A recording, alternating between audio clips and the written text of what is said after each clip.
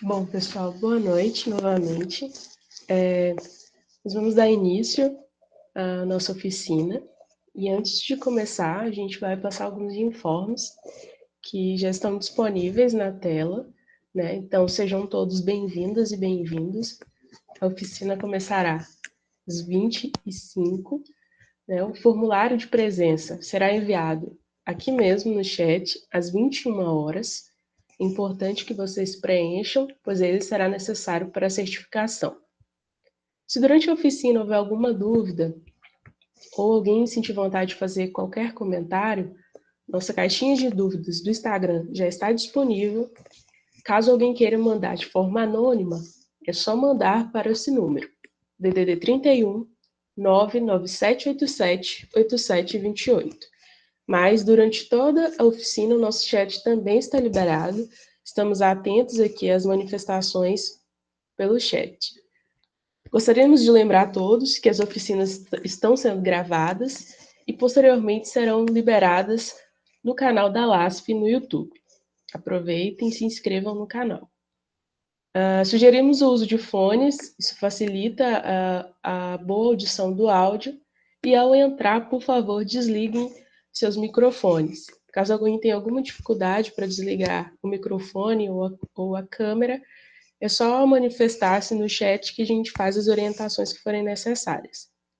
Eu gostaria de um retorno de vocês sobre o áudio, se vocês estão conseguindo ouvir bem. Estamos conseguindo sim, Lua. Ok.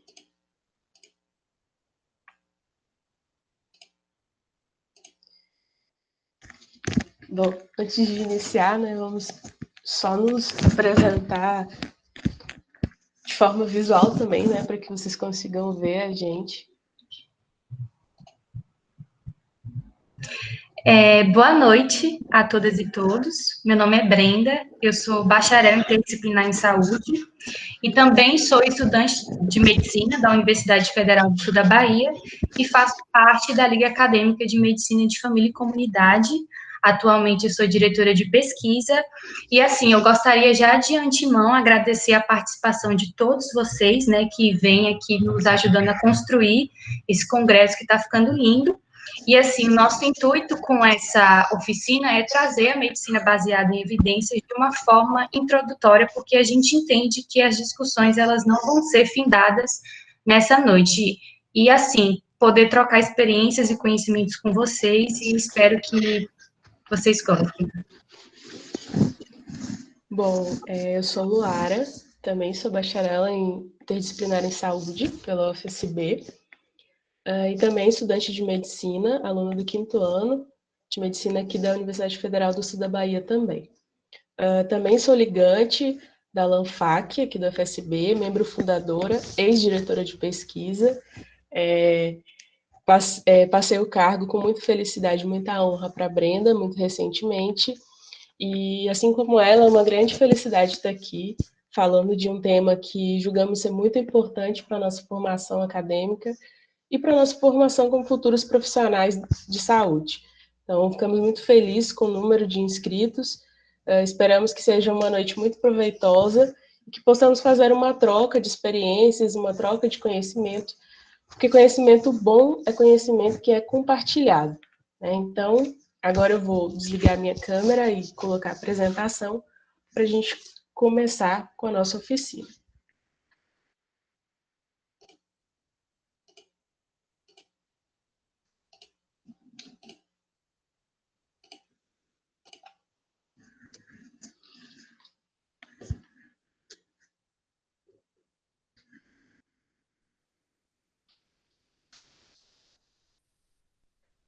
Bom, como a gente já se apresentou, eu vou só falar mais uma coisa, que é em relação a essa coisa da troca, né? Como a gente falou, a nossa intenção é que vocês também participem, se manifestem. Então, por favor, fiquem à vontade para usar o chat, para perguntar, para fazer colocações. A gente tem algumas pessoas que estão atentas ao chat para dar esse feedback para a gente também conseguir fazer com que vocês participem.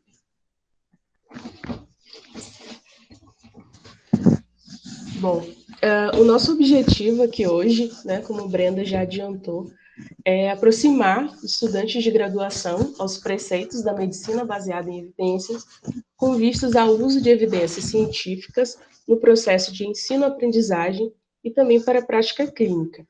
E é importante também frisar que, assim como o título da nossa oficina já diz, a nossa intenção é trazer para vocês uma visão, né, a partir do nosso lugar, que é de acadêmicas de medicina. Então, a gente entende que a nossa intenção aqui não é aprofundar conceitos, aprofundar metodologias, mas trazer uma aproximação com os preceitos da medicina baseada em evidências, de forma que a gente consiga, a partir daqui, suscitar em vocês o desejo de saber mais, de procurar mais, de estudar medicina baseada em evidências e de incorporá-la, né, nos seus processos de ensino-aprendizagem. Bom, e por que falar de medicina baseada em evidências em um congresso com o título Minha Liga na Luta da Saúde Pública, né? O que tem a ver medicina baseada em evidências com saúde da família, com SUS, com medicina de família e comunidade? Bom, nós que somos ligantes, né, que construímos uma liga de medicina de família e comunidade, a gente entende que precisamos derrubar ainda muitos preconceitos e muitas ideias pré-estabelecidas relacionadas à atenção primária, relacionadas a também a um processo de romantização da medicina de família e comunidade, de forma que muitas vezes se propaga uma ideia de que o médico de família é aquele que vai conduzir a sua prática baseada em um jeitinho, né? Que não existe um processo complexo de produção de conhecimento, mas que, na verdade, as coisas são feitas tudo por amizade, porque são os médicos que tomam café na casa das pessoas, e é só isso. E, na verdade, a medicina de família e comunidade, ela incorpora toda a complexidade da atenção primária, principalmente por trazer como objeto central da sua assistência o sujeito. O sujeito que faz parte de uma família, o sujeito que faz parte de uma comunidade, o sujeito que faz parte de uma sociedade. E não é possível que a gente faça uma assistência a sujeitos e a indivíduos sem que a gente tenha referências, né, consolidadas, referências que nos permitam assistenciar esses pacientes com qualidade, né, e de forma validada. Então, nada mais importante do que a gente associar a complexidade da atenção primária, né, com a importância da gente saber pesquisar evidências e da gente saber analisar evidências e incorporá-las na nossa prática clínica. Então, daí surge o nosso desejo de discutir medicina baseada em evidências dentro do contexto, né, do SUS e dentro do contexto da medicina de família e de comunidade.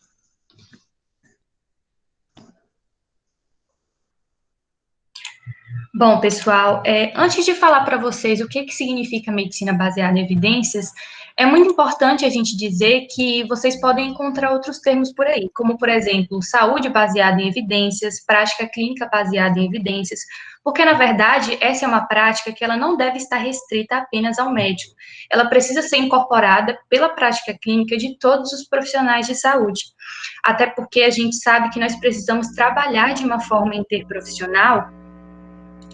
Tem algum microfone fazendo ruído. A gente sabe que nós precisamos trabalhar de uma forma interprofissional, então é importante que toda a equipe de saúde ela esteja alinhada aos preceitos dessa medicina baseada em evidências para poder oferecer uma qualidade do cuidado maior aos usuários dos serviços de saúde, né? E a gente vai entender o porquê que essa medicina baseada em evidências ela pode proporcionar essa melhoria do cuidado. Pode passar. Bom, aí primeiro a gente pode pensar sobre o termo medicina baseado em evidências. Primeiro que baseado é tudo aquilo que dá fundamento a alguma coisa, e evidência é tudo aquilo que nos aproxima de uma verdade. Então, evidência é toda observação à natureza, seja ela sistemática ou não, mas que ela precisa ter um método. E esse método científico, ele vem se aperfeiçoando ao longo dos tempos para evitar a gente de cometer erros e também de potenciais viés. Então, quando a gente pensa, por exemplo, no termo jurídico de evidência, e a gente pensa que a evidência ela serve para culpabilizar ou não um sujeito por determinado delito. E aí eu trouxe uma definição de evidência científica, que é o conjunto de informações utilizadas para apoiar ou refutar uma teoria ou uma hipótese científica. Então, eu tenho uma hipótese científica e eu vou testar ela para saber se ela é verdadeira ou se ela não é. E aí, a gente tem uma definição muito famosa, que é de Goethe, que ele fez lá em 1992, de que a medicina baseada em evidências é o uso criterioso, judicioso e consciencioso da melhor evidência científica na administração dos cuidados médicos aos pacientes. Mas, para isso, a gente também precisa estar alicerçado alguns princípios, como da eficácia, da eficiência e da segurança. A eficácia, ela nos mostra quando determinada intervenção, como ela se funciona no mundo real, né? Em condições reais. A eficiência é a acessibilidade, né? Custo-benefício. Será que esse usuário ele vai ter acesso a essa intervenção? Ele pode ter acesso a essa intervenção? E a segurança, como o próprio nome já diz, ela serve para nos assegurar de que aquilo não vai trazer mais malefícios. E assim, você está na sua prática clínica e você se depara com um problema, com uma questão que você não sabe como responder. E assim, é muito importante a gente salientar que a prática clínica, ela deve estar acompanhada da reflexão e não das certezas, porque a gente sabe que a ciência, ela se molda a cada momento, e a gente vê, né, nos dias de hoje, de pandemia, de coronavírus, o quanto que as evidências, elas acabam mudando, né, e se aperfeiçoando cada vez mais. Então, a gente precisa basear a nossa prática clínica na reflexão sobre, será que esse tratamento vai ser eficaz realmente? Será que eu não preciso pesquisar na literatura o que está sendo aceito, o que não está sendo aceito? E aí tá, você se depara com esse problema que pode ter aí, pode ser relacionado com prevenção, diagnóstico, tratamento, prognóstico. E aí você vai encontrar na literatura, procurar na literatura estudos que tenham métodos rigorosos que possam atestar a validez desses resultados, né? Porque a gente não pode também encontrar, pegar qualquer artigo por aí sem notar essas pequenas coisas. Passa, por favor.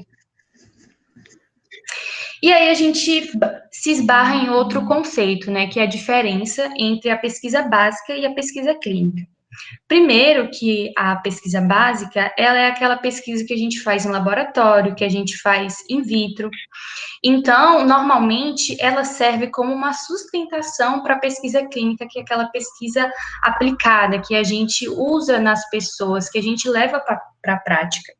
Então, assim, se eu encontro uma pesquisa básica, não é interessante que eu leve isso para a minha prática clínica antes dela ser testada por uma pesquisa clínica, porque a plausibilidade biológica por si só, ou seja, quando uma coisa ela é atestada por matérias básicas, como, por exemplo, farmacologia, patologia, não é só isso que vai nos ajudar na nossa conduta. É interessante que a gente tenha um artigo que traga isso, ou uma pesquisa que traga isso de uma forma clínica, né? Como que determinado tratamento ele vai ser usado nas pessoas, quais serão as consequências disso.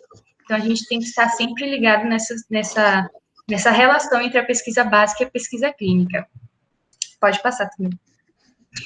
E aí, eu falei bastante sobre evidência científica, mas é importante que a gente entenda que a medicina baseada em evidência, ela tem uma tríade, que é o alicerce, que é a base, que é o fundamento dela, que é a gente precisa ter uma evidência científica de alta qualidade, mas não só isso. A gente também precisa levar em consideração a experiência e expertise desse profissional, desse médico, né? Porque pode ser que eu encontre uma evidência científica muito boa, mas ela não tenha uma aplicabilidade na minha realidade. Então, o que, que eu vou fazer a partir disso? E a gente também tem que prestar muita atenção nos valores do paciente. Ou seja, será que se eu aplicar, se eu ver que tem uma evidência muito boa sobre pilates para dor lombar, e aí eu ofereço pilates para esse usuário dos serviços de saúde. E se ele não gostar, se ele não quiser, ninguém pode obrigar ele a fazer isso. Então, o que nós precisamos fazer é procurar alguma outra evidência que também seja boa para esse problema, pode ser não tão boa quanto aquela, mas que respalde, né? Porque a gente precisa estar sempre levando em consideração os valores e as crenças desse paciente. Pode passar. E aí, eu gostaria de fazer uma pergunta para vocês. E aí vocês podem responder aqui pelo chat mesmo, ou então, se alguém quiser responder pelo microfone, também fica à vontade. Você é um médico de família e comunidade e um de seus pacientes testa positivo para a Covid-19, mas afirma que deseja fazer o uso da hidroxicloroquina para evitar demais complicações. Qual seria a sua conduta? Então, você é um médico e seu paciente ele testou positivo para a Covid-19 e quer fazer uso da hidroxicloroquina. O que vocês fariam nessa situação? Receitariam ou tentariam conversar com ele? O que vocês fariam?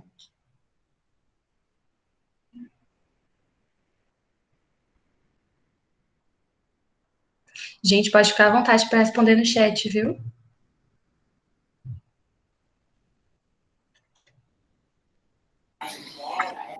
Oi, Brenda, boa noite, tudo bem? Oi, tudo. Eu sou o El, sou da Universidade Federal do Amapá. Bem, eu acho que o primeiro seria explicar as evidências existentes em relação à hidroxicloroquina, né? Durante a conversa, eu tentaria levantar aí posicionamento desse meu paciente, decorre do quê? Se é em decorrência da sua ideologia política, de alguma motivação religiosa ou pessoal, e tentaria mostrar para ele quais são as evidências da ciência, os estudos mais recentes, no que eles são embasados, falaria de todos os riscos, só que a gente tem que lembrar que a normativa que orienta a utilização da hidroxicloroquina, que é emitida pelo Ministério da Saúde, ela traz um termo de consentimento do paciente, e assim, anotaria no prontuário dele sobre todas as orientações, de modo que eu poderia provar posteriormente e me eximir de qualquer responsabilidade profissional, e informaria de todos os riscos e providenciaria com que ele assinasse esse termo de consentimento, né? Livre consentimento. Só que nós sabemos que essa não é a realidade da maioria das unidades básicas de saúde. Eu ficaria muito em dúvida de qual atitude tomar, mas muito provavelmente eu não iria prescrever, a não ser que ele exigisse mesmo, e aí eu pediria para ele fazer esse termo de livre consentimento a próprio punho.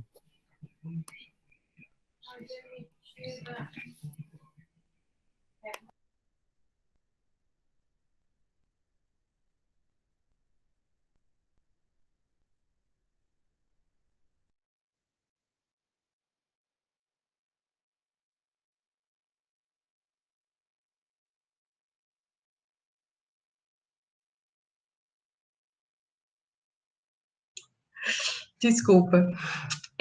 Então, todas as respostas que vocês deram foram na linha da evidência, né? Não existe evidência para isso. Mas, para a gente poder responder essa pergunta, nós precisamos entender um pouquinho sobre o que é viés e o que é uma qualidade metodológica. E aí nós vamos passar para esses tópicos agora e depois a gente vai trazer essa questão à tona. Pode.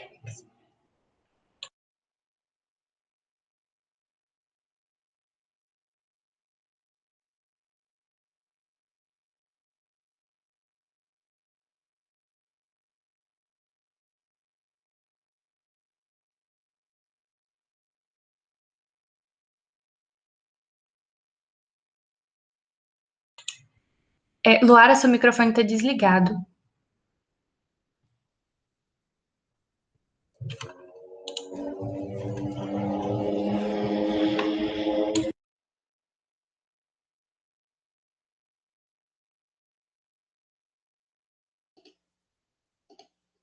Perdão, gente.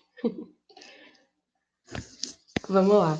Essa é uma pergunta bem importante, né? Acho que é um tema que está super atual, né? Um tema que a gente, embora existam recomendações do Ministério da Saúde para a utilização, né, da hidroxicloroquina e da cloroquina, a gente continua debatendo esse tema, né? E por que a gente continua debatendo esse tema é um ponto muito importante para a gente conseguir compreender a complexidade que envolve a recomendação ou não de uma evidência de tratamento ou intervenção. Então, um dos principais pontos para a gente pensar é que a nossa prática clínica, pensando em nossa, né, como todos nós, futuros profissionais de saúde, ou muitos que já são, a nossa prática clínica ela precisa ser baseada em pesquisas de alta qualidade. Né? Mas o que se espera de um profissional? Né? Que tipo de característica esse profissional precisa ter para que ele consiga embasar sua prática clínica em pesquisas de alta qualidade?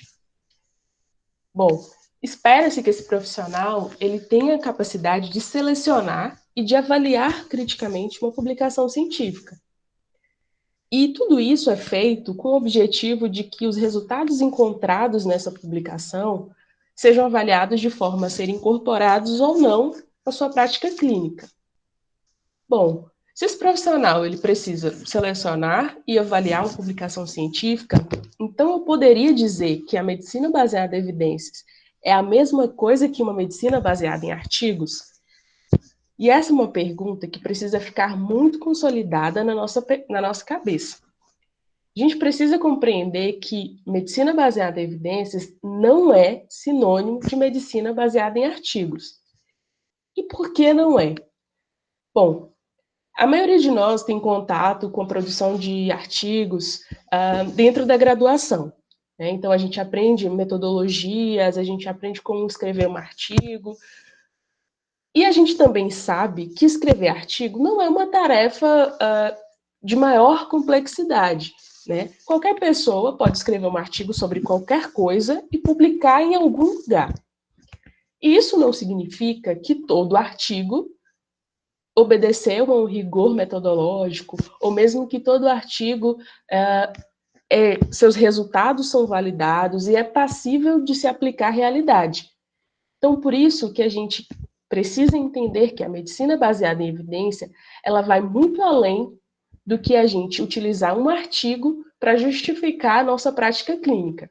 Então, medicina baseada em evidências não é, de forma alguma, medicina baseada em artigos. E se ela não é uma medicina baseada em artigos, afinal de contas, o que ela é? Bom, esse profissional, ele precisa saber selecionar, então ele precisa saber procurar uma publicação científica, né, conhecer base de dados, conhecer qual site, qual plataforma, qual aplicativo, de onde ele vai buscar essa publicação. E após selecionar, ele precisa saber avaliar. Mas é só isso? É só eu pegar um estudo e falar, bom, li uma publicação científica validada e agora eu posso tratar meu paciente, por exemplo, de diabetes, é só eu fazer o que está escrito nesse artigo. Bom, é um pouco mais complexo que isso. Até porque uma coisa que precisa também ficar muito consolidada na nossa cabeça é que a medicina baseada em evidência, ela tem como alvo central do cuidado o sujeito. Isso significa que eu não posso apenas utilizar artigos ou publicações para embasar minha prática, mas eu preciso colocar o indivíduo como centro dessa assistência, de maneira que ele também participe do processo de escolha de intervenção e de tratamento que ele vai receber. Então, existem 3 características principais que esse profissional de saúde vai precisar avaliar e relacionar entre eles. Os dados clínicos, né, que seria o mesmo que sinais e sintomas. Então, eu tenho meu paciente na minha unidade de saúde, que ele chega para mim uma clínica, chega com sinais e sintomas, e que eu preciso pegar esses dados, associar aos dados paraclínicos. E o que são dados paraclínicos?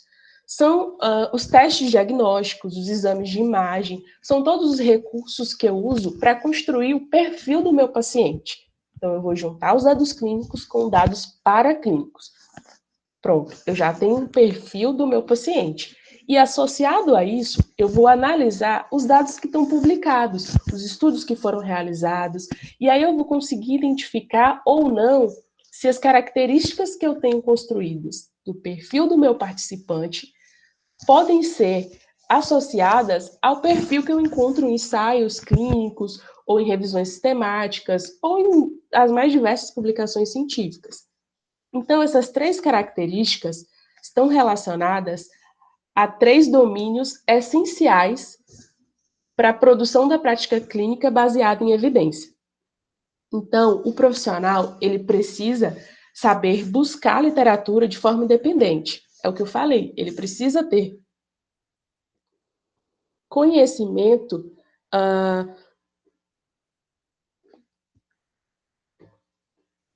Pessoal, vocês estão me ouvindo? Agora sim, deu uma paradinha. Ah, certo. Porque aqui está parecendo para mim como se meu microfone tivesse fechado. Mas eu Não tá acho não. que... Estava ouvindo sim. Certo. Bom, então aquelas 3 características que eu acabei de falar, os dados clínicos, dados paraclínicos e os dados publicados, eles vão nos levar a 3 domínios essenciais que um profissional de saúde precisa ter para que ele possa construir uma prática baseada em evidência. Então, ele precisa ter conhecimento de base de dados, saber como fazer uma busca de literatura. Segunda coisa é que ele precisa determinar o seu problema biomédico. E o que é esse problema biomédico? É a questão que eu quero responder. Se eu tenho um paciente, por exemplo, com diabetes, e esse paciente ele não responde ao tratamento, então eu posso pensar, por que o meu paciente, que tem esse perfil, que tem esses dados, não responde ao tratamento padrão?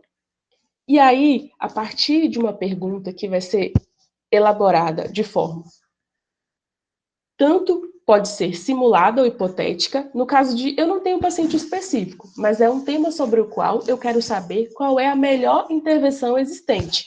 Então, eu vou criar um problema simulado ou hipotético.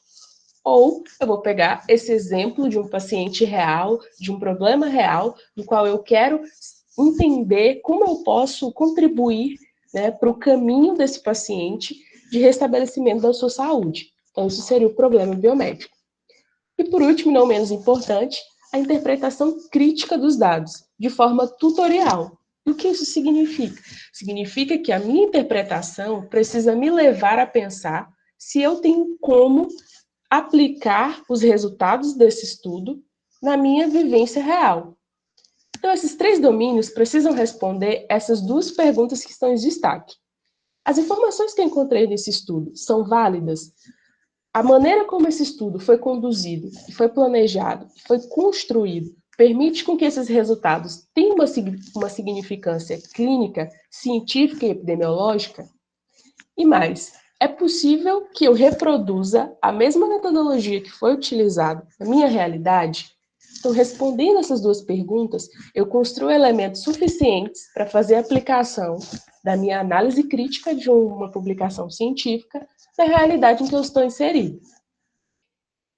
E aí, a gente entra numa questão que é muito importante. Bom, se eu estou pensando em uma intervenção, eu estou pensando em um tratamento novo para um paciente, qual tipo de estudo que eu posso usar? Quem tem alguma familiaridade com plataformas de base de dados de periódicos, de artigos, sabe que a gente pode encontrar os mais diversos tipos de estudo, desde relatos de caso até mesmo meta-análise. Por que existem diversos tipos de estudo?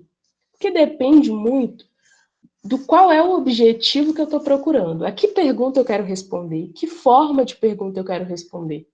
Eu quero responder uma pergunta ou eu quero propor algo? Então, existem diversos tipos de estudos e existe uma hierarquia dessas evidências. E essa hierarquia de evidência está diretamente relacionada com o rigor metodológico que esse tipo de estudo segue. Então, a gente tem, na base dessa pirâmide, as opiniões de especialistas, as decisões baseadas em experiência na prática clínica. Ou seja, essa pirâmide me diz que todo tipo de estudo tem uma relevância, mas essa relevância ela vai variar conforme a estrutura metodológica que você seguiu. Então, depois da opinião de especialistas, eu tenho os relatos de caso, que pode ser tanto sérios ou individuais, estudos de caso controle, estudos de coorte, que são classificados como estudos observacionais. Após isso, eu tenho os ensaios clínicos não randomizados e os ensaios clínicos randomizados, que são estudos experimentais e que serão muito importantes, principalmente quando a gente quer avaliar intervenções novas, novos medicamentos, né? E aí, subindo ainda mais nesse nível de evidência, a gente tem as diretrizes baseadas em evidências, que são aquelas que a gente geralmente encontra, por exemplo, diretrizes da Sociedade Brasileira de Cardiologia, e a gente vê lá os níveis de evidência, as classes de recomendação relacionadas a diversas doenças. Depois a gente tem as revisões sistemáticas e as meta-análises. Talvez vocês já tenham visto essa pirâmide com conformações diferentes dessas que vocês estão vendo agora. E isso é super possível, porque dependendo do contexto da minha busca, esse nível de evidência ele vai variar. Por exemplo, se eu quero conhecer todas as intervenções relacionadas a determinada doença existentes até hoje, a primeira coisa que eu vou pensar são nas revisões sistemáticas e nas meta-análises, porque elas têm o objetivo de compilar, né, as intervenções ou compilar tudo sobre determinado assunto em um determinado período de tempo. Se eu estou querendo avaliar um novo medicamento e a sua eficácia em uma determinada doença, como, por exemplo, a hidroxicloroquina para tratamento do coronavírus, eu vou pensar em ensaios clínicos randomizados. E a gente vai entender um pouquinho melhor por que a gente pensa nesse tipo de estudo e por que ele é tão importante para a gente pensar nos níveis de evidência para tomar uma decisão de qual intervenção a gente vai aplicar no nosso paciente. E aí, isso significa dizer que, bom, se as meta-análises estão no topo da hierarquia da evidência, então fica fácil. É só eu escolher uma meta-análise para o que eu quiser saber, que tá ótimo. Já vou ter o melhor nível de evidência. Bom, também não é tão simples assim. É lógico que a meta-análise é um dos tipos de estudo com maior evidência, mas justamente por conta do seu rigor metodológico. E esse rigor metodológico, ele pode ser analisado através de checklists e roteiros para que o profissional ele tenha capacidade de identificar se aquele é um bom estudo, se aquele estudo é relevante para ser aplicado na sua prática clínica. E para cada tipo de estudo, a gente tem a produção de checklists e roteiros, que isso vai facilitar para a gente verificar a qualidade desse estudo.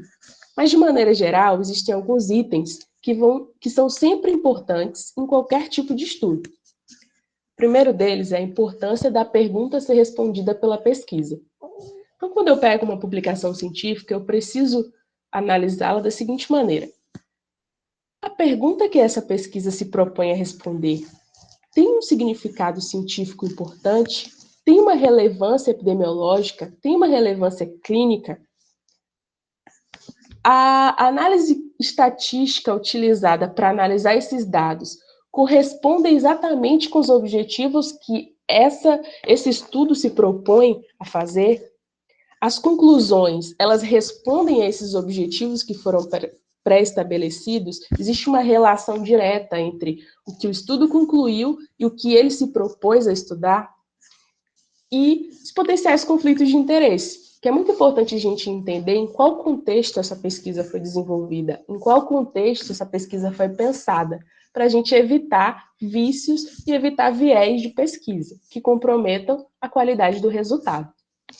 E aqui, é só para vocês, de forma visual, perceberem que esses checklists existem, né? Existem vários estudos que validam esses checklists, esses roteiros, e eles basicamente vão trazer perguntas no mesmo sentido dos que eu acabei de mencionar, e alguns itens bem mais específicos, e que vale a pena vocês darem uma olhada, principalmente quando vocês estiverem pensando na tomada de decisão clínica de um paciente. Então, respondendo essas perguntas, eu consigo ter uma confiança maior de que esse estudo tem validade e ele é possível de ser aplicado à realidade.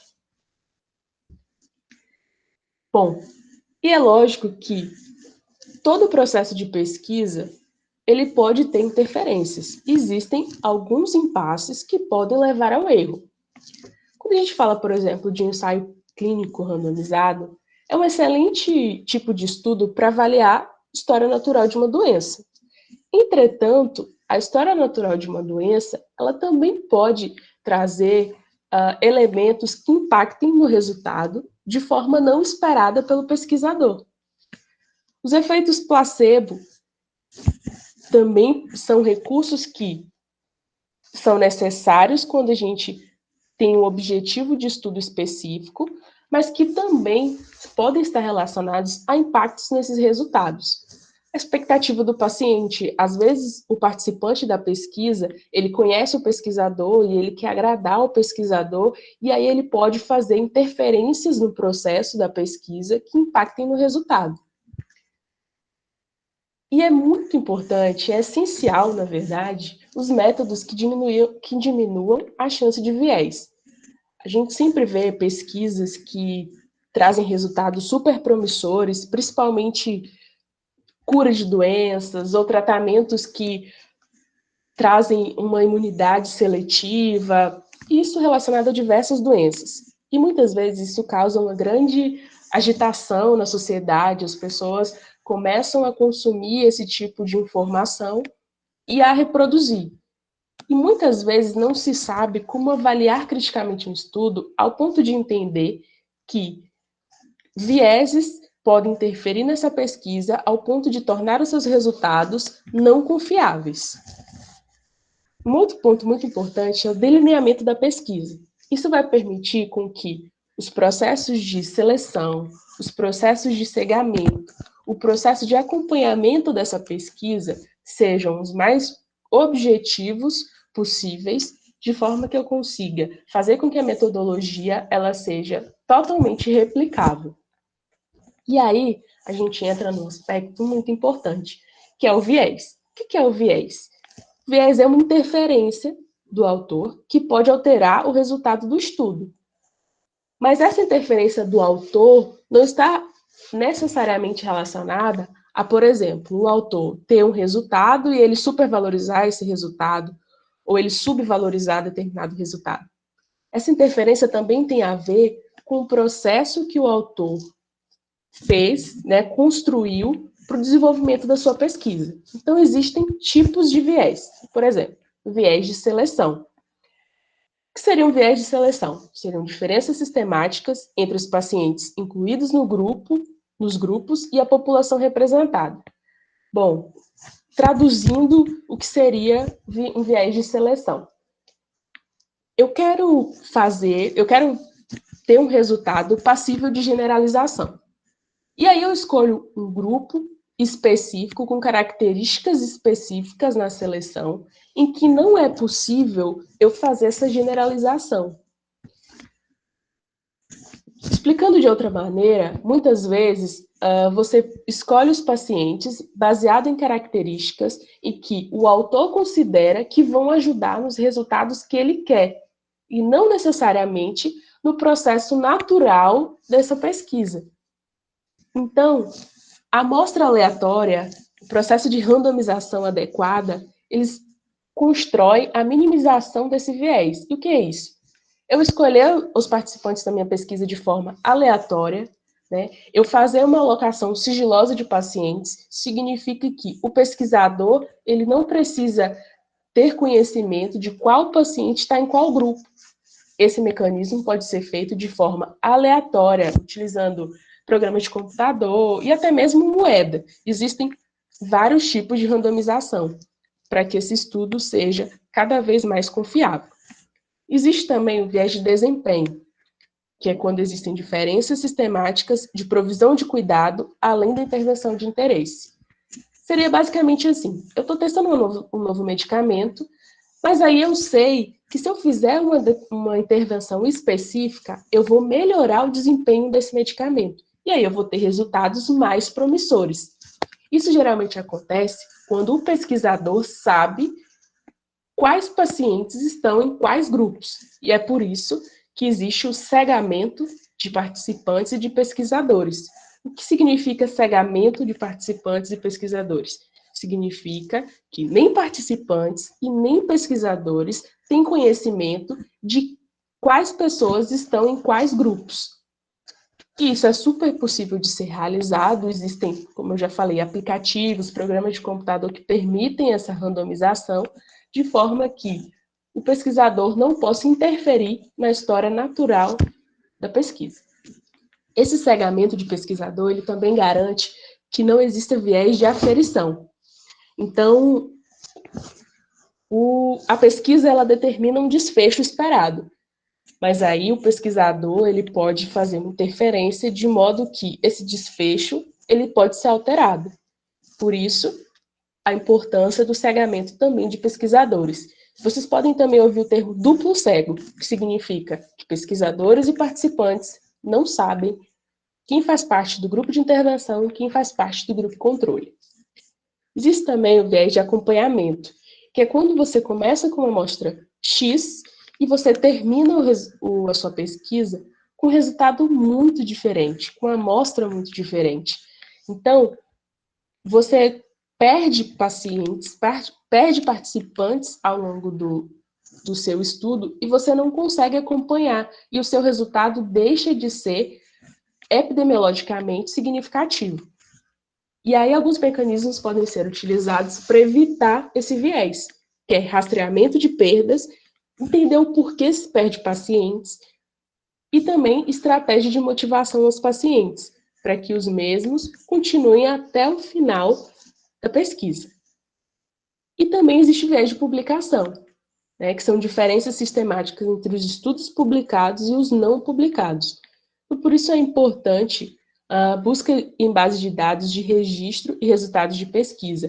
Por isso que existem plataformas consolidadas, e a gente vai mostrar para vocês as principais plataformas que existem registros, que existe uma confiabilidade sobre as publicações que são publicadas nessas plataformas. Bom, e aí a gente fez essa pergunta inicialmente, né, sobre o uso da hidroxicloroquina, e aqui eu trouxe o artigo que foi publicado em maio de 2020, que quase parou o mundo, né, porque as pessoas começaram a acreditar que a hidroxicloroquina era efetiva para o tratamento da Covid-19, e aí, né, na verdade, era uma junção de hidroxicloroquina com azitromicina. Hoje em dia, esse artigo, ele não está mais, os autores pediram para tirar esse artigo devido aos resultados controversos, e a gente vai aplicar um pouquinho disso do que Luara falou, para vocês entenderem os vieses que esse artigo, ele tem. Pode passar.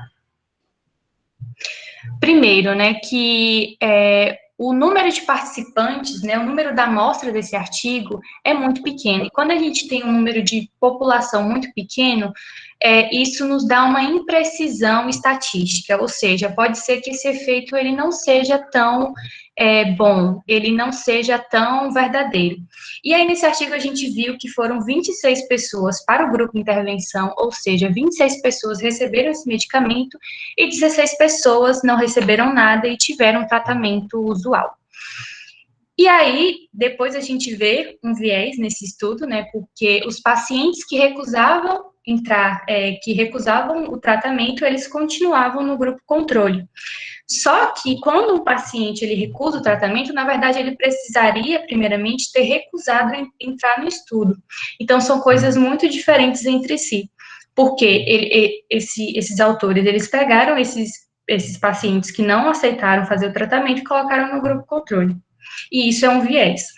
Um outro tipo de viés que a gente pode encontrar nesse estudo é porque os pacientes que se encaixavam no critério de exclusão, ou seja, os critérios que fazem uma pessoa não entrar no estudo, eram colocados no grupo controle, ou seja, eram pessoas que tinham comorbidades, o que poderia levar a um desfecho pior para esses pacientes do grupo controle, exatamente por eles terem comorbidades, e eles foram lá e colocaram essas pessoas nesse grupo controle.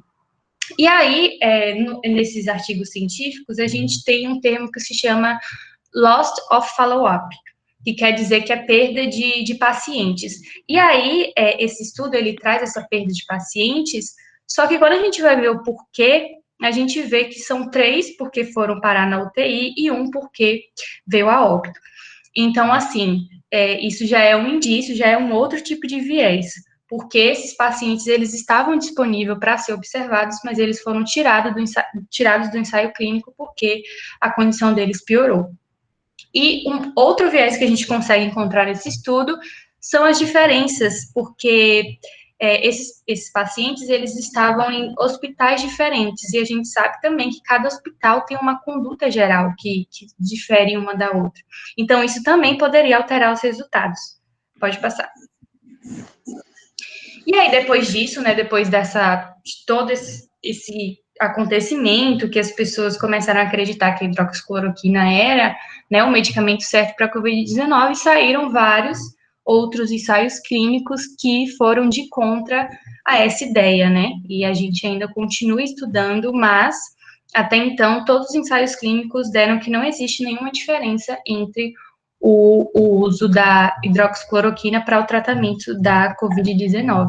Pode passar. Vocês me escutam? Sim. Perfeito.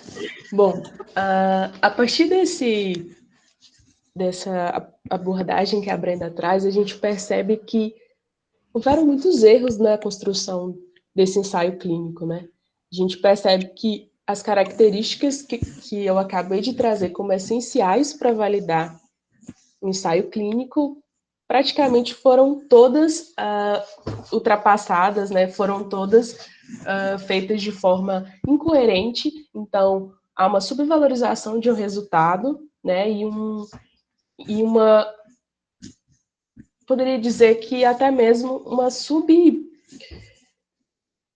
essa supervalorização do resultado, ela acaba escondendo erros e falhas durante a pesquisa que confundem a interpretação dos resultados, né? E, infelizmente, a gente tem outro problema, que não é só do Brasil, mas do mundo inteiro, que é a forma como a mídia ela expõe publicações científicas para a sociedade, né? Então, a gente muitas vezes aprende na graduação que é só a gente ler o resumo de uma publicação que a gente aprende a selecionar. E essa afirmação, ela não é totalmente verdadeira, tá? Muitas vezes existe uma diferença muito grande do que é colocado em um resumo de um artigo, de uma publicação, e do processo metodológico a que essa publicação foi submetida. Então, a gente precisa começar a filtrar as informações que a gente encontra sobre publicações científicas para a gente conseguir, de forma crítica, avaliar se os objetivos estão relacionados com a metodologia e se os resultados correspondem a uma boa aplicação da metodologia. E para a gente saber tudo isso, a gente precisa entender, então, como seria um bom ensaio clínico, né? O que é um ensaio clínico? O ensaio clínico randomizado, ele é um modelo ideal, ele é considerado o padrão ouro, né, para estabelecer a resposta de um grupo de indivíduos a uma determinada intervenção terapêutica. Ele trabalha com a ideia de causa e efeito, e aí ele parte através da causa para entender, na verdade, parte do efeito, né, para entender a causa. Então, ele pega uma intervenção e o objetivo é você pegar essa intervenção e verificar como ela se comporta em um grupo de indivíduos que tem em comum a mesma doença, né? E esse grupo vai receber a intervenção e um outro grupo pode receber a intervenção padrão, a que é estabelecida até o momento, ou mesmo um outro tipo de intervenção, quando se tem a ideia de comparar qual a melhor intervenção, né? Qual seria o melhor desfecho usando duas ou mais intervenções para determinada doença. E os ensaios clínicos randomizados, eles vão nortear e consolidar as diretrizes e os consensos da prática clínica. justamente porque ele pega a intervenção e ele testa em grupos de pacientes, né, que possuem perfis, que possuem características variadas, que permitam com que esse estudo possa ser aplicado de forma generalizada. E aí, para que esse ensaio clínico ele seja um estudo validado, um estudo coeso, né, um estudo significante do ponto de vista clínico, científico, epidemiológico, ele precisa seguir alguns princípios. E o primeiro deles é o de planejamento e condução. Essa etapa significa a parte inicial de um ensaio clínico, né? Quando você pensa na construção de um ensaio clínico e como ele vai ser conduzido. Você vai fazer um grupo intervenção e um grupo controle? Você vai fazer um grupo intervenção X e intervenção Y? Você vai comparar intervenções novas ou você vai comparar uma intervenção nova com um grupo controle? Então, essas definições precisam estar muito bem definidas nessa etapa. Você vai fazer um processo de randomização simples, randomização corrente, randomização controle, que são tipos de randomização, né, são tipos de processo que você escolhe para definir, né, como você vai conduzir os grupos que você vai utilizar para avaliar o ensaio clínico. Depois disso, você vai para a hipótese de pesquisa. Você precisa saber a que tipo de pergunta você vai responder e a quem essa pergunta representa. Qual é o grupo populacional que você vai utilizar no seu ensaio clínico? E esse grupo que você vai utilizar, ele tem características suficientes para ser aplicado a uma realidade maior?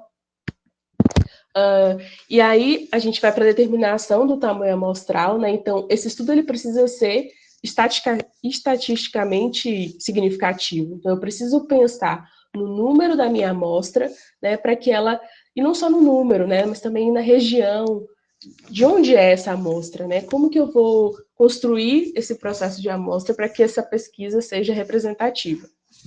A elegibilidade dos participantes, então eu preciso construir critérios de inclusão e critérios de exclusão, e isso permite com que eu tenha especificidade suficiente para que o profissional de saúde consiga construir esse perfil utilizado na pesquisa e avaliar se é possível isso ser realizado à prática na qual ele está inserido.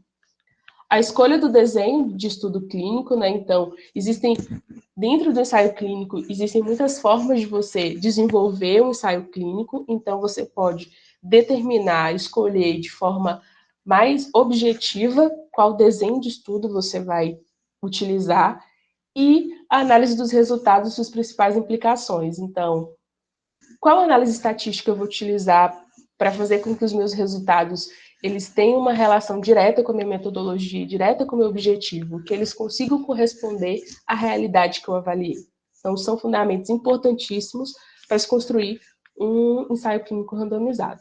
E aqui, só para vocês conseguirem visualizar, né? Então, o ensaio, isso é um desenho de estudo randomizado. Então, uma população de pacientes com condição de interesse, eu determino a minha amostra, eu posso ter um grupo de intervenção experimental, um grupo de intervenção controle, e as minhas hipóteses ele melhora ou não melhora, tanto com intervenção experimental, quanto com intervenção controle. E aí eu posso fazer um processo de alocação ou de randomização para diferenciar esses grupos. E um ensaio clínico, ele é construído de fases. E isso aqui é para vocês conseguirem compreender o porquê que a gente diz que o uso da hidroxicloroquina para o tratamento de Covid-19 não existe evidência científica. Quando a gente afirma que não existe evidência científica para o uso da cloroquina no tratamento de Covid-19, a gente não está dizendo que ele é ruim ou que ele é bom. A gente está dizendo que não existem até hoje ensaios clínicos randomizados seguindo rigor metodológico que seja passível de aplicação da hidroxicloroquina como tratamento para o Covid-19. Não existiram essas etapas que eu vou falar para vocês agora de forma bastante objetiva para que a gente consiga ter um resultado consolidado e validado para afirmar ou negar a utilização do uso da hidroxicloroquina. Então, na fase 1, A ideia é pensar a farmacocinética e a farmacodinâmica do medicamento. Então, aqui eu não estou testando eficácia. Aqui eu não estaria testando se a hidroxicloroquina funciona ou não funciona. Aqui eu estou querendo entender como que essa droga funciona no corpo humano, né?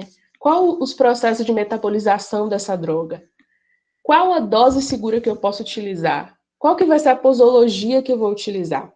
E aqui, nesse momento, eu estou querendo fazer isso com um grupo pequeno de pessoas, porque eu quero entender como essa droga funciona. Na fase 2, eu já vou começar uma investigação clínica do efeito do tratamento. Então, aqui, mesmo que de forma pequena, eu já estou pensando na eficácia e na segurança da droga. E aí eu vou precisar fazer um monitoramento mais cuidadoso de cada paciente. Então, eu vou determinar qual o efeito dessa droga e quais as taxas de efeitos adversos. Então, aqui eu posso ainda avaliar a dose terapêutica ideal, mesmo que isso tenha iniciado na fase 1, eu posso expandir, e eu tenho que verificar se os indivíduos que são os pacientes com alguma doença, né, e ainda que esses critérios sejam mais restritos do que quando a gente compara um estudo em grande escala, eu preciso avaliar como esse medicamento vai se comportar em indivíduos com comorbidades. E aqui eu aumento um pouco a minha amostra, né, que vai ser de 100 a 300 indivíduos. Observe que são etapas, né? A gente vai avaliando cada especificidade dessa droga relacionada a uma doença específica. Aqui eu já estou falando de uma avaliação em grande escala. Então eu já sei que a minha droga é segura, eu já sei qual a dose da minha droga e eu já sei quais os efeitos adversos dela e como ela se comporta em algumas doenças. Então, aqui eu vou fazer a comparação entre a droga que eu estou propondo fazer esse novo tratamento e o tratamento padrão dessa mesma doença. E aí eu vou utilizar um número grande de pacientes para que eu consiga estabelecer de forma definitiva a eficácia e a segurança desse novo tratamento. E aqui eu vou fazer a comparação entre essa nova intervenção com uma terapia padrão, ou eu posso utilizar o placebo, que seria um grupo que não vai receber nenhuma intervenção. Aqui eu vou utilizar, preferencialmente, controles correntes, randomizados e cegos. Então, eu vou escolher a minha amostra de forma aleatória. Eu não vou saber, enquanto pesquisador, quem recebe intervenção e quem não recebe, e nem os participantes vão saber. E nesse caso, a minha amostra ela precisa ser estatisticamente significativa. Então, mais de 1.000 indivíduos. E a partir desse momento, eu vou para a última fase do ensaio clínico, que é a vigilância pós-comercialização. Então, depois que eu passei por todo esse processo de entender a farmacodinâmica e a farmacocinética, de entender o uso clínico dessa droga, eu vou monitorar os efeitos adversos que eu já esperava, os que eu ainda não conheço, né, e a interação dessa droga com outras terapias, a partir do uso geral da população. E, nesse momento, esse estudo não vai ser randomizado, e vai ser observacional. Por quê? Porque eu já fiz todo o processo de rigor metodológico e agora eu quero ver como essa droga se comporta no uso geral da população. Bom, ou seja, o ensaio clínico ele permite a gente estudar o processo natural da doença, porque você vai acompanhando várias etapas dessa nova intervenção no desenvolvimento de uma doença.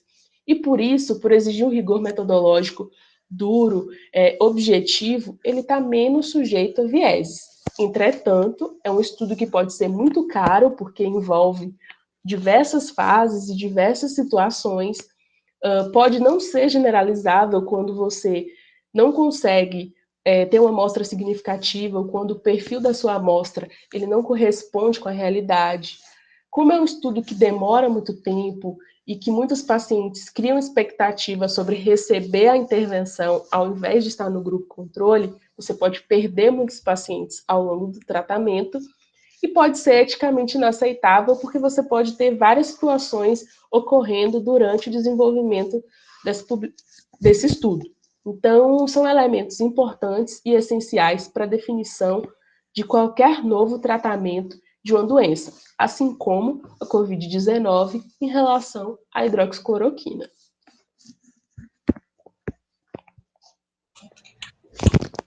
Bom, agora eu vou falar rapidamente sobre a revisão sistemática, pode passar. Como Luara já mostrou na pirâmide da hierarquia das evidências, a gente viu que a revisão sistemática é o melhor método para resumir e sintetizar evidências sobre a eficácia e os efeitos de uma intervenção.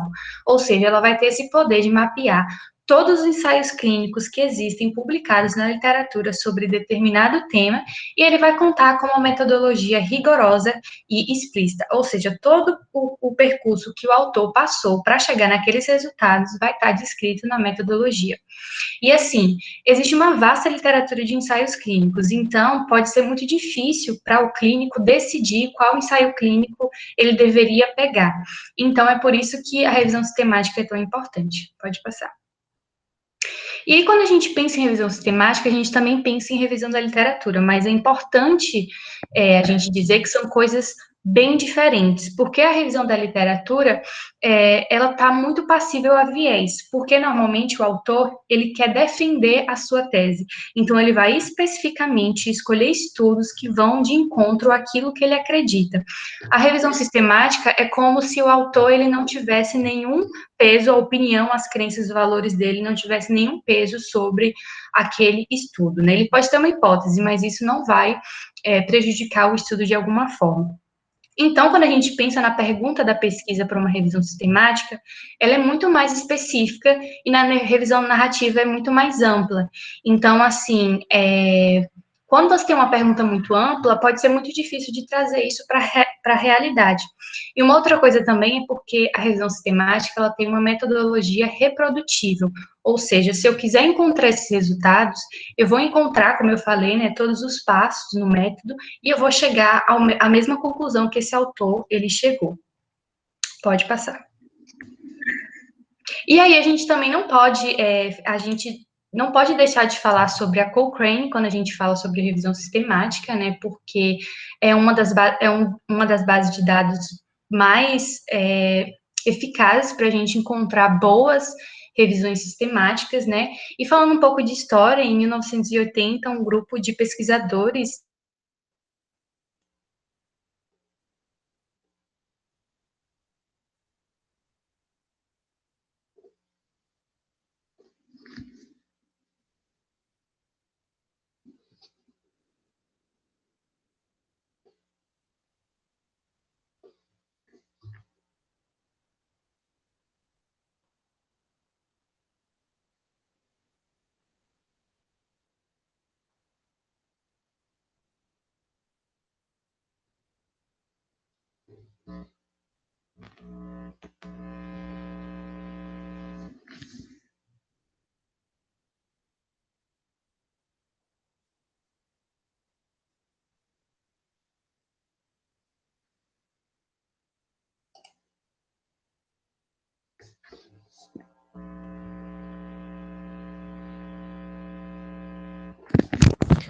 Pessoal, vocês estão escutando?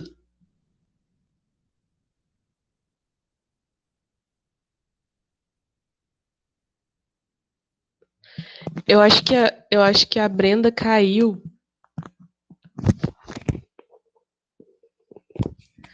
Bom, a Brenda caiu. Ela vai restabelecer a conexão. Eu vou dando seguimento aqui até ela conseguir voltar.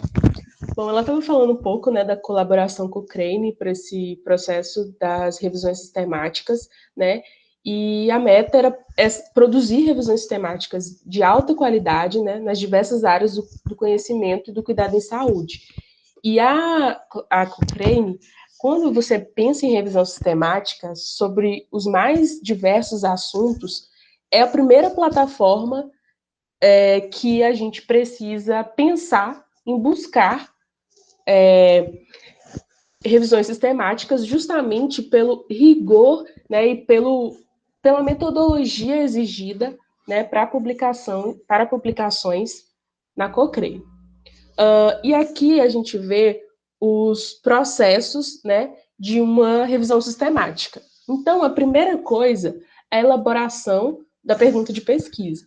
E como a Brenda falou, quando a gente fala de uma revisão sistemática, a gente precisa ser específico, né? A gente não vai fazer uma pergunta ampla que seja difícil de ser respondida. A intenção aqui é a gente ter uma pergunta direta, que a gente consiga, a partir dessa pergunta, ser específico na construção dessa revisão.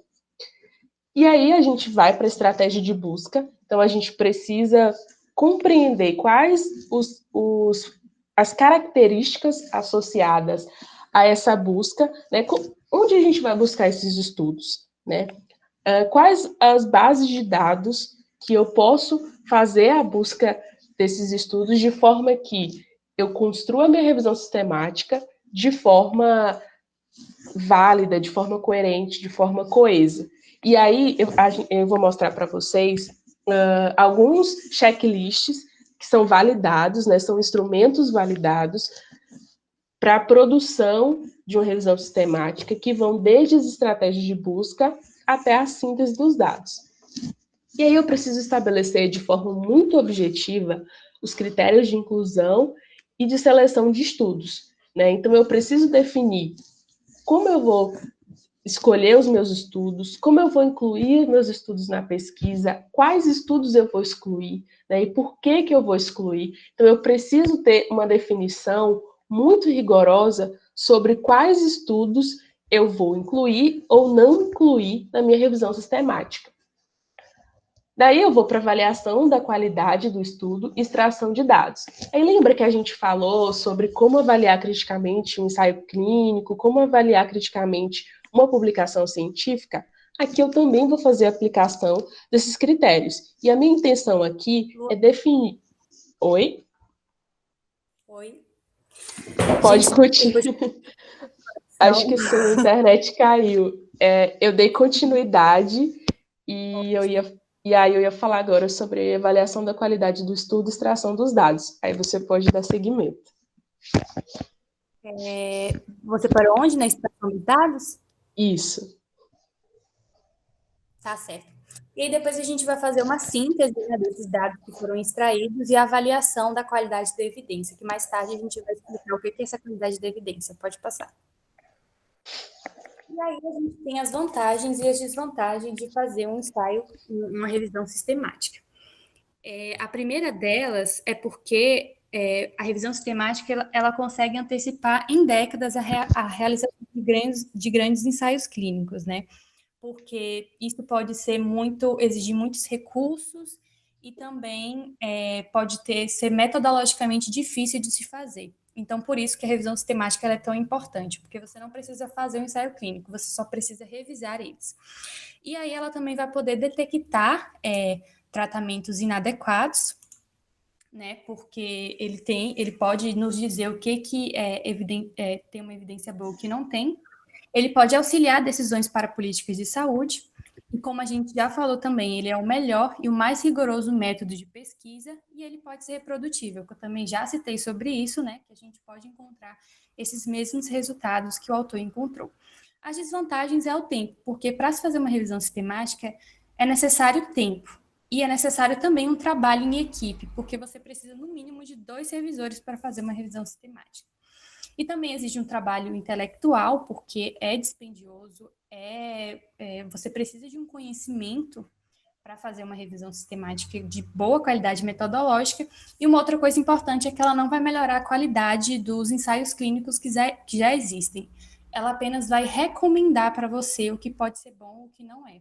E também ela pode simplesmente dizer que precisam de novas pesquisas nessa área. Pode passar. E aí, algumas considerações, né? Porque a Prisma, ela nos ensina, é um instrumento que nos ensina a escrever uma revisão sistemática. Então, para quem tem interesse, né? É muito interessante ela. A Amistar, ela vai avaliar o risco de viés, né? Porque assim como no ensaio clínico, a revisão sistemática também está passível a viés. E a gente também tem que observar quando uma revisão sistemática ela tem efeitos muito entusiasmados. Ou seja, será que realmente é confiável? Porque normalmente a ciência ela anda a passos lentos. Então, uma revisão sistemática, às vezes, ela vai trazer uma diferença mínima, mas que pode já fazer uma grande diferença. E a gente já falou bastante sobre viés, né, sobre cegamento, mas alguns desses vieses, eles são difíceis de ser evitados, como, por exemplo, cegar um terapeuta, né, voltando lá àquela minha intervenção do Pilates, é impossível você cegar um terapeuta de aplicar Pilates em pessoas. E também é difícil você cegar o paciente, porque ele sabe que ele está fazendo Pilates. Agora, quando trata de um medicamento, isso é diferente. A gente consegue cegar, tanto terapeuta quanto paciente. E estudos pequenos, como eu já falei também, que podem nos levar a uma imprecisão estatística. E aí, como eu falei que eu ia falar sobre essa qualidade da evidência, porque um artigo, ele pode ter uma metodologia boa, é porque são coisas diferentes, qualidade metodológica e qualidade da evidência. Qualidade metodológica é se seguir o rigor metodológico. Já a qualidade da evidência é se esses resultados, eles podem me ajudar a afindar uma questão clínica. Pode passar. Pode passar.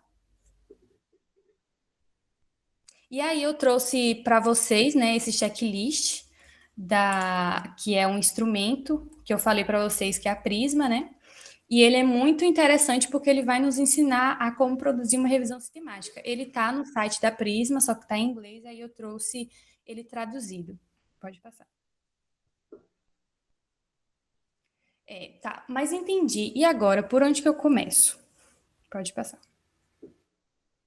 Então, primeiramente, a gente já falou bastante sobre essa pergunta clínica que deve ser feita, né? E aí, para isso, existe uma estratégia que se chama PICO, em que a gente pega P, que é de população, então a gente escolhe uma população, ou seja, o paciente ou um grupo de pessoas que apresentam um problema de saúde, a intervenção, que é aquilo que eu quero testar, e ela pode ser ou terapêutica, ou preventiva, ou diagnóstica, e aí eu também escolho minha comparação ou grupo controle, ou seja, eu quero comparar essa intervenção com outra intervenção ou eu quero que seja uma intervenção e nenhuma intervenção, né? Como o Luara bem explicou. E o outcome, ou desfecho, são os resultados que eu espero a partir disso. Pode passar. Aí eu trouxe um exemplo, né, de estratégia PICO, em que nesse exemplo, o autor, ele escolheu a população de pessoas com dengue. E a intervenção que ele escolheu foi de dipirona. E a comparação que ele trouxe foi outros antipiréticos ou então sem comparações. Então, poderiam ser artigos que mostrassem antipiréticos ou nenhuma comparação. E o desfecho que ele queria saber era reações adversas ou sangramento. E o tipo de estudo, porque também a gente pode ter essa variação do S, que você pode escolher qual tipo de estudo você quer, e aí ele colocou experimentais ou observacionais. E aí, a partir dessa estratégia, ele criou a pergunta clínica dele, que foi: qual é a segurança da dipirona no tratamento de pacientes com dengue? Então, o desfecho que ele estava procurando era a segurança desse medicamento. Pode passar. E aí a gente pode usar descritores para facilitar essa nossa busca, e aí a gente tem o DEX e a gente tem o MESH, em que a gente procura o termo que a gente quer, e lá eles vão dar termos que são padronizados e definidos por especialistas. Pode passar. E a gente também pode fazer uso dos operadores booleanos, que são AND, OR ou NOT. Então, eles servem para a gente juntar esses descritores. AND quer dizer uma coisa e a outra, OR quer dizer uma coisa ou a outra, e NOT quer dizer que eu quero uma coisa, mas eu não quero outra. E isso vai ficar melhor explicado quando a gente mostrar um vídeo para vocês. Pode passar. E aí, a gente se pergunta, onde que eu posso buscar essa evidência? E aí, existem diversas bases de dados em que a gente pode usar, a gente pode procurar por uma evidência, sim? E eles são PubMed, PVS, Cielo, e entre várias outras, né? Uma muito utilizada na medicina é a PubMed. Pode passar. E aí eu queria fazer uma pergunta para vocês, né? Se algum de vocês já tiveram contato com a medicina baseada em evidências no curso de graduação. Seja por meio de componentes curriculares ou por meio de projeto de extensão. Aí, se vocês puderem me responder, pode ser no chat também. Ou no microfone, se vocês preferirem. Fernanda respondeu que sim. Foi por meio de quê, Fernanda?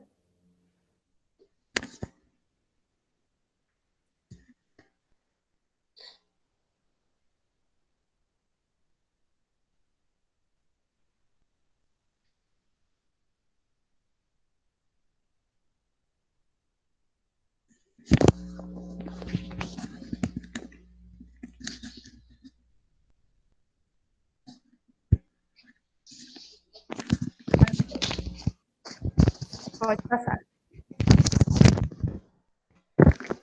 Por que eu fiz essa pergunta, né? Na verdade, é porque no Brasil, de forma geral, existe uma escassez de modelos curriculares que tragam a medicina baseada em evidências para o processo de ensino-aprendizagem.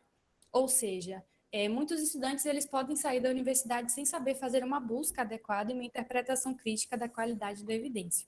Mas o que acontece é que a gente também não deve estudar a medicina baseada em evidências em componentes curriculares específicos, em disciplinas específicas, que vai ser esquecido daqui a algum tempo. A gente precisa incorporar isso ao saber médico, à prática clínica. Isso é um exercício que exige uma mudança tanto de professores, tanto de estudantes e quanto da classe médica, né? E o acesso que a gente tem à medicina baseada no Brasil hoje é através ou de um curso de graduação ou do estudo sozinho dentro de casa. E aí, quando a gente vai estudar sozinho a medicina baseada em evidências, a gente também pode encontrar algumas dificuldades, como, por exemplo, barreiras linguísticas, porque a maioria dos artigos estão publicados na língua inglesa, mas a gente pode ultrapassar isso porque normalmente são termos que se repetem, a gente também tem o Google Tradutor, então isso pode ser ultrapassado. Tem acesso aos artigos, né, porque muitos deles não estão publicados em texto completo, mas aí a gente também pode pedir para o autor para disponibilizar, e normalmente eles nos disponibilizam via e-mail, e a avaliação do método e estatística, né, que como vocês viram é uma coisa mais complexa. Mas isso também pode ser ultrapassado com o estudo da própria medicina baseada em evidências. E aí eu falei que é difícil você encontrar na academia matérias que estudem a medicina baseada em evidências. E aí eu trouxe um exemplo, né, de como a gente pode fazer isso através da incorporação disso nas ligas acadêmicas. E aí eu trouxe o exemplo de um projeto de extensão que eu já participei, que existe na Universidade Federal do Sul da Bahia, que é o Núcleo de Estudos em Semiologia e Propedêutica Clínica, que assim como as ligas acadêmicas buscam integrar o ensino, a pesquisa e extensão, e as equipes elas são divididas em equipes de aprendizagem ativa, e uma dessas equipes é responsável pela prática clínica baseada em evidências. Então, através disso, os estudantes eles podem saber como fazer uma busca, saber como identificar uma boa evidência, e para quem gosta também de fazer pesquisa, né, essa é uma forma de fazer pesquisa, porque através do material que é produzido nesses encontros, os estudantes podem produzir pesquisas, como esse exemplo que eu trouxe aí. Mas também é importante a gente entender que não é porque eu não gosto de fazer pesquisa que eu não tenho que entender medicina baseada em evidências, são coisas diferentes. Pode passar. Aí agora a gente vai mostrar um videozinho bem curto sobre como fazer uma busca. A base de dados que a gente escolheu foi a PubMed.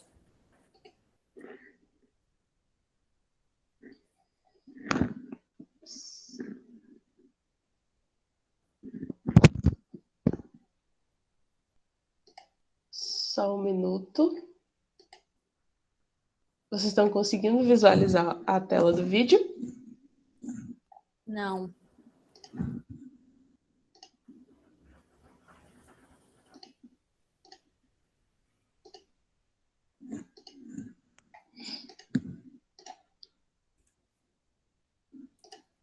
E agora?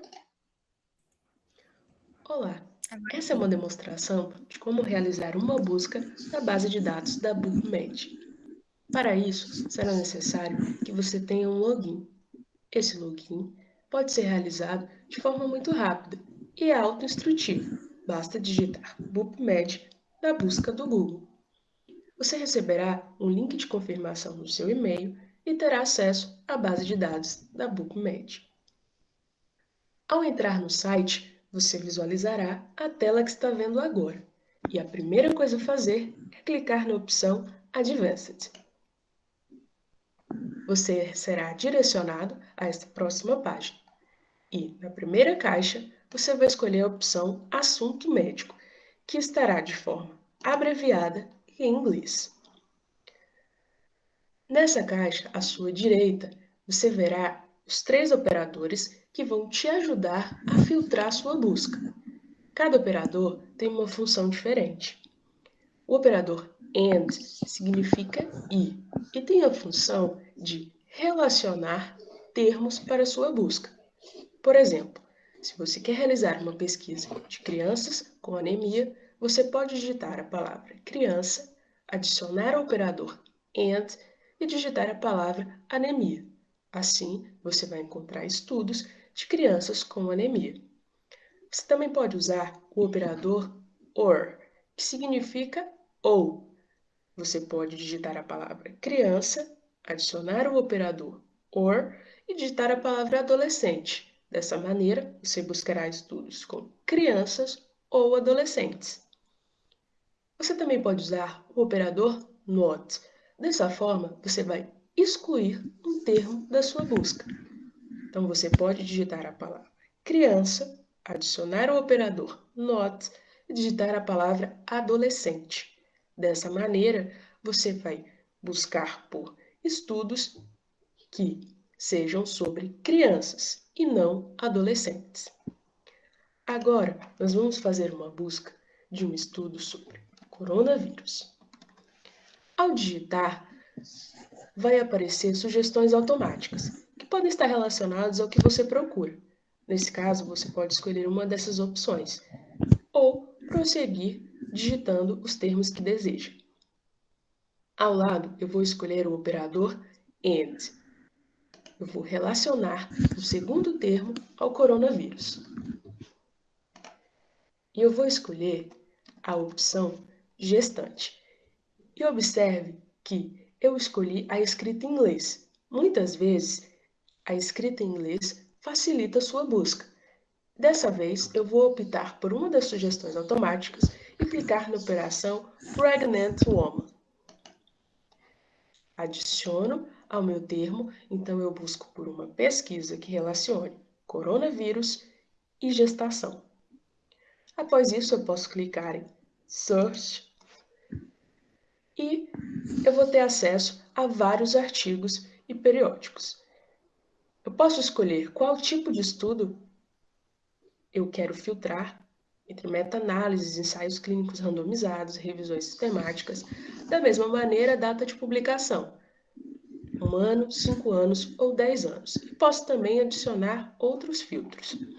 Vou escolher a primeira opção. Observe que existe uma indicação que o artigo é gratuito, assim eu tenho acesso ao documento. Aqui aparece tanto o artigo que eu escolhi, como artigos similares, o que facilita com que eu continue fazendo uma busca por estudos do mesmo tema. Aqui, onde eu posso ter acesso ao texto, então eu clico aqui e eu tenho acesso ao documento, podendo fazer o download ou a leitura.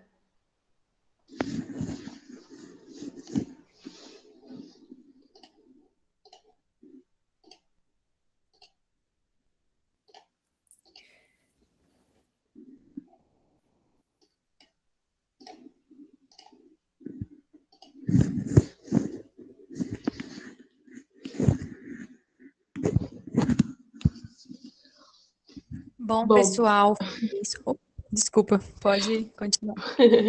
Bom, pessoal, essas foram as referências que a gente utilizou, né, para a construção do nosso trabalho, da nossa apresentação. Caso alguém tenha interesse e queira a apresentação, eu acho que nem eu nem a Brenda se importaria de compartilhar, a gente pode viabilizar esse compartilhamento depois. Vou só abrir a minha câmera para a gente conversar.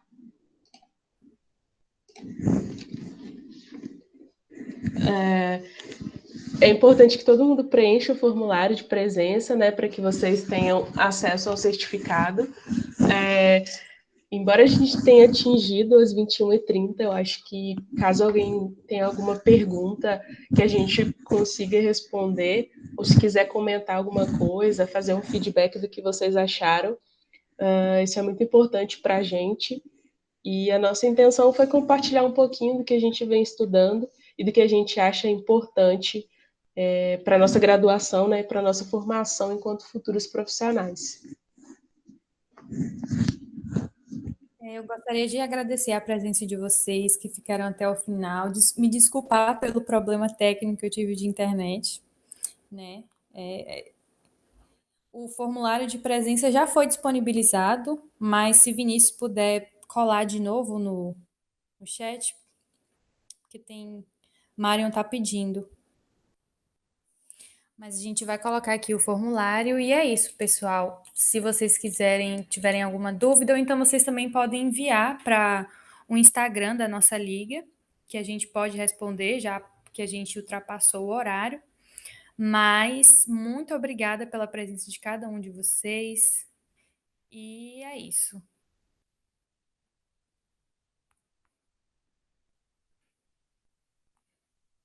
Se alguém desejar falar mais alguma coisa.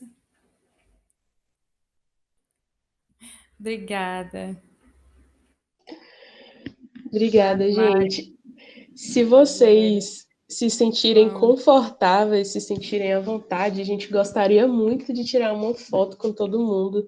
Se vocês se sentirem à vontade de ligar a câmera, a gente fazer um print, e aí todo mundo aparecer. Quem se sentir à vontade pode ligar, quem não se sentir, não precisa ligar. É só para a gente ver o rostinho de vocês. Essas novas tecnologias nos colocam a novas experiências.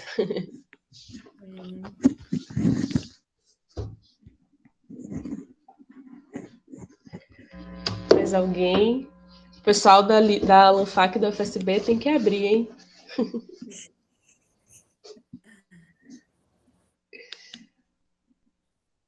Todo mundo sorrindo, fazendo pose para foto.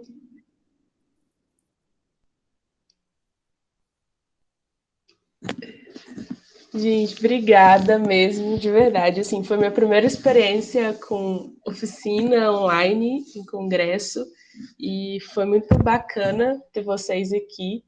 E eu espero que a gente consiga, de alguma forma, fazer alguma troca também. Se vocês tiverem dúvidas, sugestões para a gente, é só escrever no Instagram da Liga ou mandar mensagem em alguma rede social ou por e-mail. No formulário também tem um lugar em que vocês podem fazer isso. Aí seria muito legal um feedback. Sim, sim. E estamos à disposição, caso vocês queiram perguntar, falar alguma coisa ou entrar em contato com a gente depois também. Ótimo, Vinícius, colocar aí o Instagram da Liga. Então é isso, gente. Já que ninguém tem mais nenhuma pergunta, acho que nós podemos nos despedir. Só lembrando que a oficina foi gravada, ela vai ficar disponível no YouTube da Alasf, né, para quem quiser ver depois, compartilhar, enviar para alguém. Boa noite, pessoal. Boa noite, obrigada. Tchau, tchau. Beijo.